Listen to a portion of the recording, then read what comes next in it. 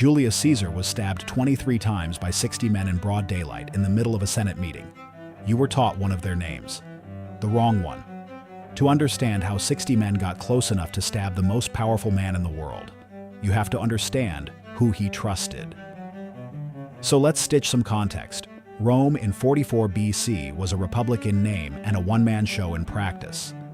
That one man was Gaius Julius Caesar, age 55, fresh off conquering Gaul, winning a civil war against his own son-in-law Pompey, and getting From himself Rome, appointed legions dictator march for to life, conquer Gaul, which, as titles tribes go, fall is as a red Roman flag. territory expands. Caesar had a 49 problem BC, common to people who win across civil sparkling wars. smoke against Half Pompey. the Roman Senate had recently been actively trying to kill him, and now he had to govern alongside them. His solution was a policy called clementia. Clemency, mercy. Anyone who had fought against him in the war could come back, swear loyalty, and keep their seat. He even gave several of them governorships and military commands. This was, depending on your political theory, either the greatest act of magnanimity in Roman history or the dumbest staffing decision since hiring termites to inspect your floorboards.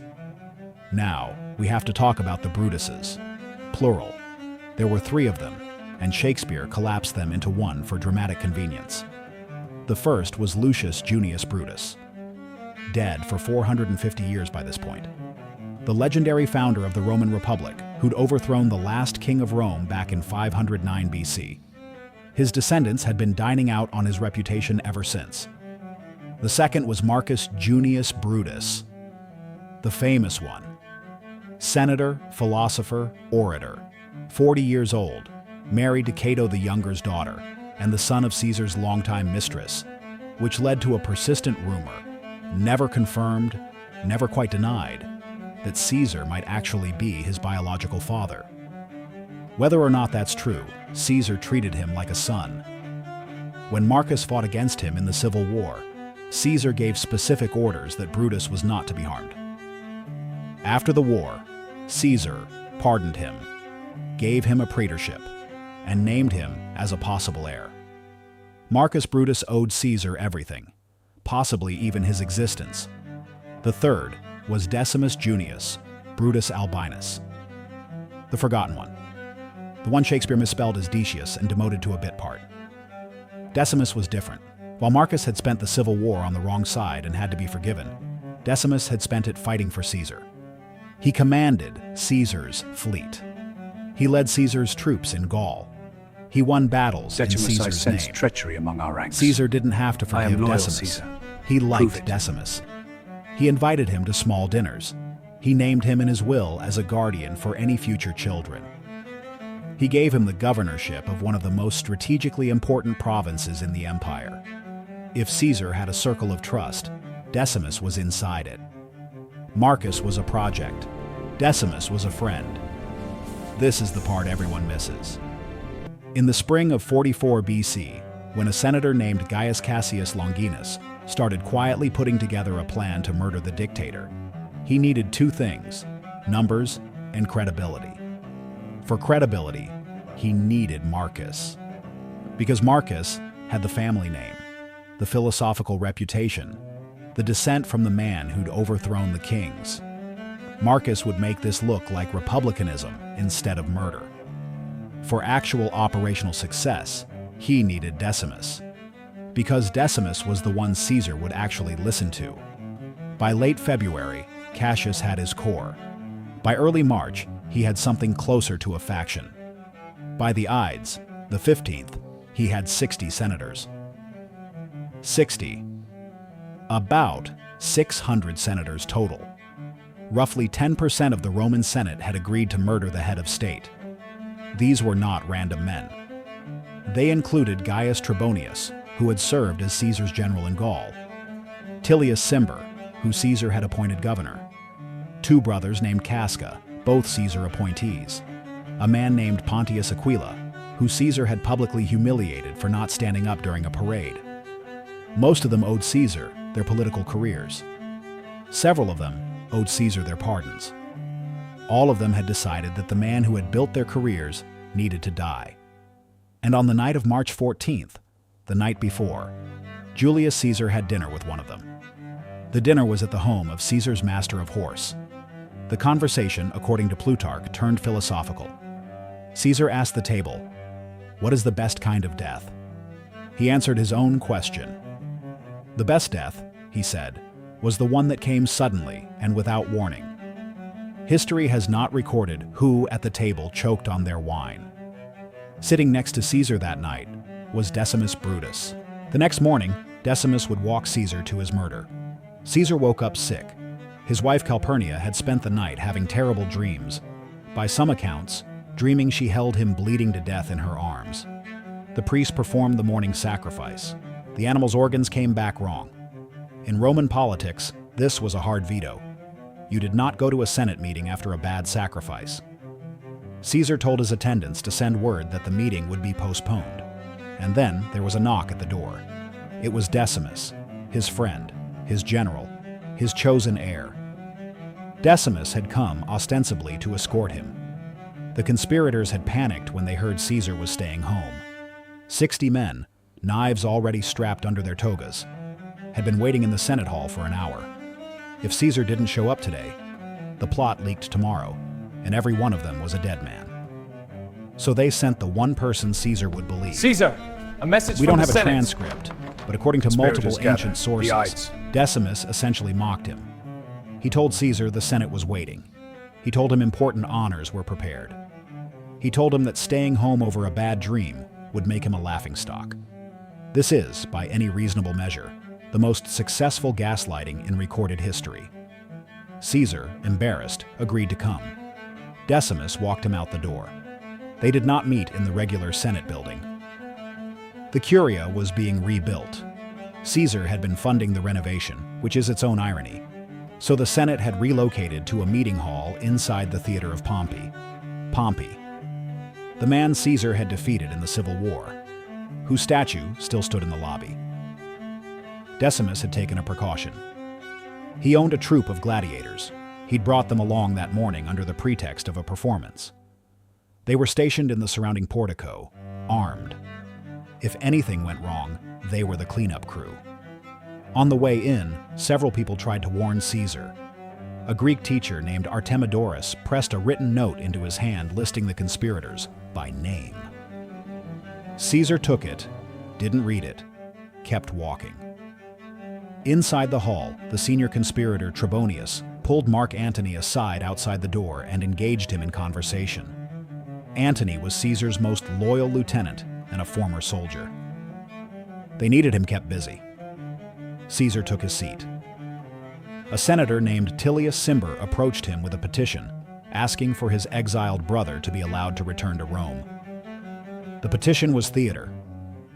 The other conspirators gathered around, pretending to support the request. Caesar refused. Cimber grabbed his toga and pulled it down off his shoulders. That was the signal. Casca, standing behind Caesar, drew his dagger and stabbed at his neck. The blow glanced off. Caesar grabbed Casca's arm and stabbed him in the forearm with a metal stylus, a Roman pen. He shouted in Greek, "Casca, you villain! What are you doing?" Casca, panicking, called out to his brother in Greek, "Brother, help!" And then the rest of them closed in. Cassius struck him in the face. Decimus stabbed him in the side. The Casca brothers, again. Trebonius wasn't even in the room. He was still outside, holding Mark Antony in conversation. The rest of them, mostly former Caesarian loyalists who owed him their careers, took turns. 23 wounds total. The autopsy by Caesar's physician, the Greek doctor Antistius, would later conclude that only one was actually fatal, a single thrust to the chest. The other 22 were panic and overkill. Marcus Brutus, the famous one, struck last. He stabbed Caesar in the groin. Caesar saw Marcus among the men killing him. According to Suetonius, he didn't say "et tu, brute." That line is Shakespeare's invention, 4 centuries old, and we just collectively decided to keep it. What he actually said in Greek was, "You too, my child." And then he pulled the top of his toga over his head so no one would see his face when he fell, and collapsed at the foot of Pompey's statue. The man who had spent his life refusing to be ruled by anyone bled to death on the marble of his greatest enemy.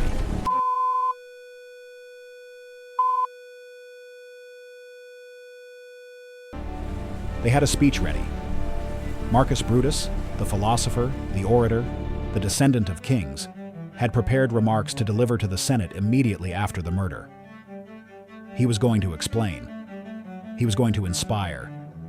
He was going to lead Rome, gently, back to its republican roots. Nobody listened. The remaining senators ran out of the building.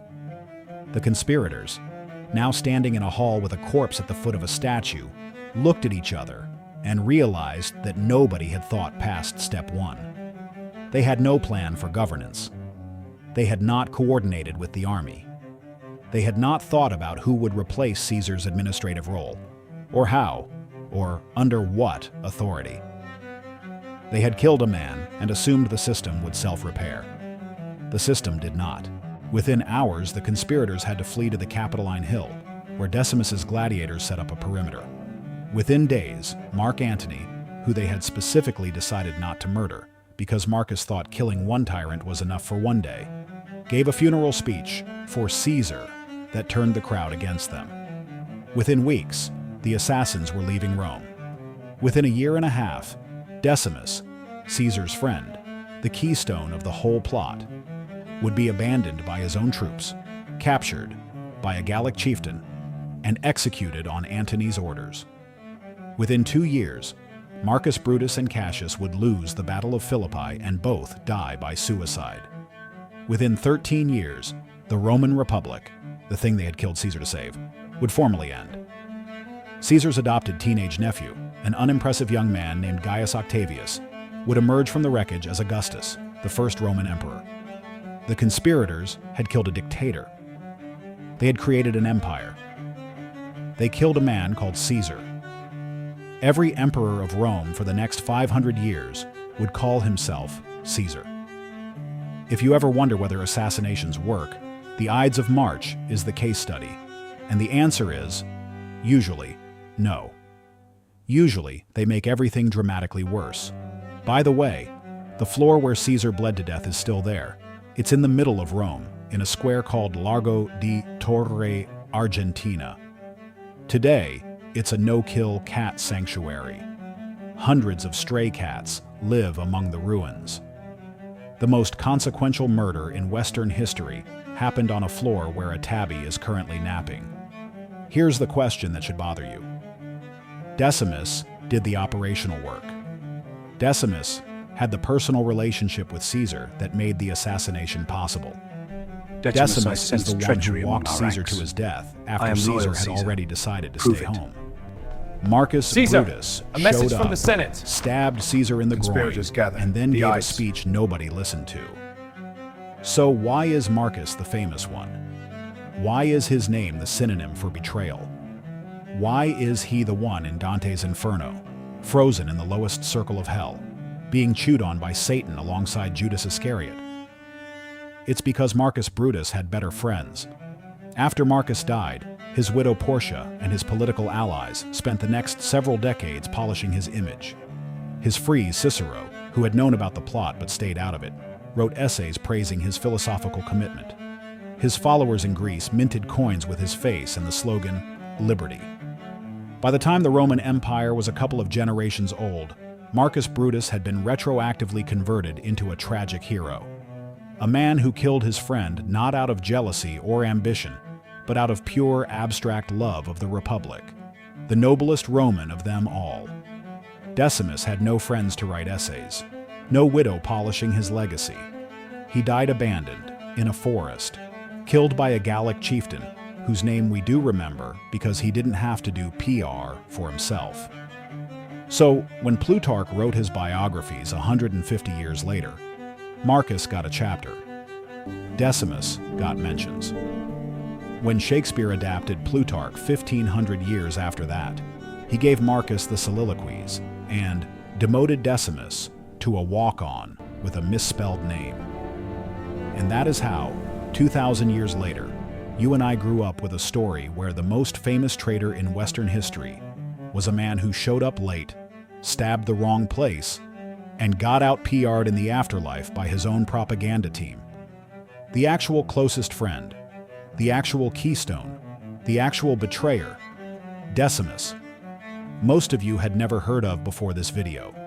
That's the scar, not the wound. The scar is that we remember betrayals the way the survivors decided to write them. And Marcus Brutus's survivors had really, really good editors. After the assassination, Caesar's will was opened in public. It contained a list of men he trusted to be guardians of any future heirs. The first name on the list was Decimus Brutus. Caesar named his murderer in his will. He just didn't know it yet. Next time on Stitched Snitches, make sure you are dropping a comment on what you knew about it before and this new information to you. And hit that subscribe button as we bring you more next time.